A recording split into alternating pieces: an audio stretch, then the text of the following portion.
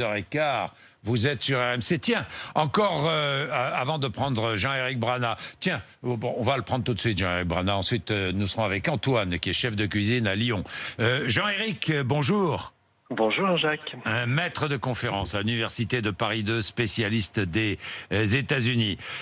Donald Trump a donc retiré officiellement les États-Unis de l'Organisation mondiale de la santé, qu'il accuse d'avoir mal géré la pandémie de coronavirus. C'est ce qu'annonce un sénateur américain d'ailleurs.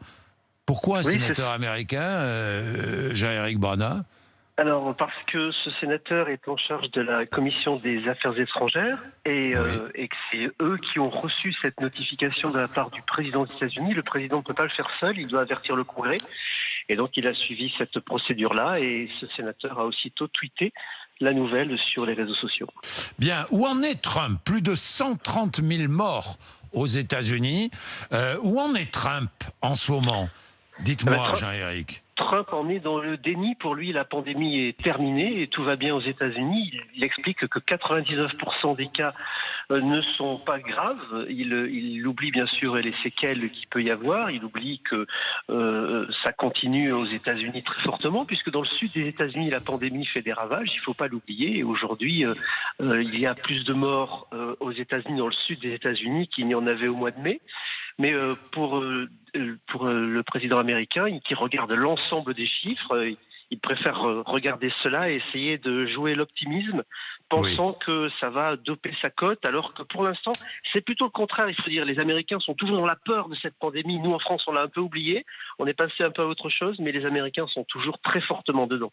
Oui, les Américains ont toujours peur de ce coronavirus. C'est vrai que nous, peut-être à tort, je ne sais pas, nous, on a l'impression que ce coronavirus est terminé. Je vais y revenir avec Quentin Vinet tout à l'heure et avec mon invité à 8h10. Mais Jean-Éric Brana, pendant ce temps-là, Joe Biden, lui, dit la première chose que je ferai, c'est que je retournerai à l'OMS.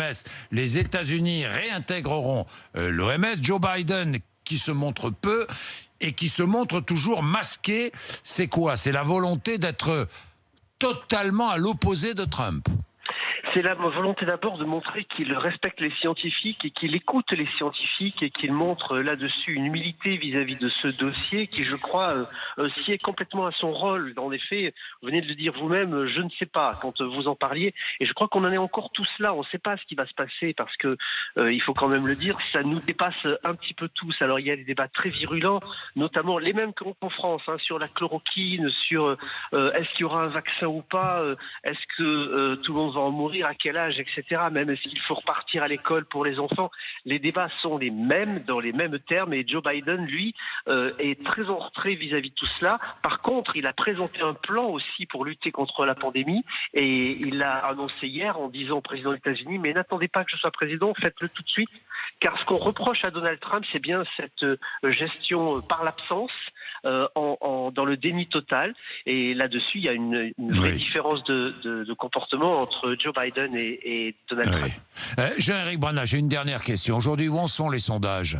Si l'élection américaine, si l'élection présidentielle, qui aura lieu en novembre, on le rappelle, avait lieu aujourd'hui, ça donnerait quoi ?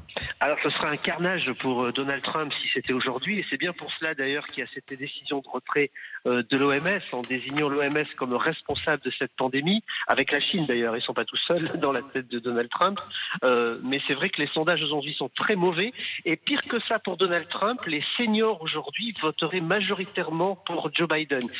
Et si c'était la dernière question, Jean-Jacques, permettez-moi de vous dire que je regrette beaucoup que cette émission s'arrête et je tenais à vous remercier, moi, à titre personnel. Je suis sûr que tous ceux que vous avez invités le pensent également pour votre gentillesse au cours de toutes ces années où nous avons pu travailler ensemble. Jean-Éric, c'est inattendu et ça me fait vraiment plaisir, Jean-Éric.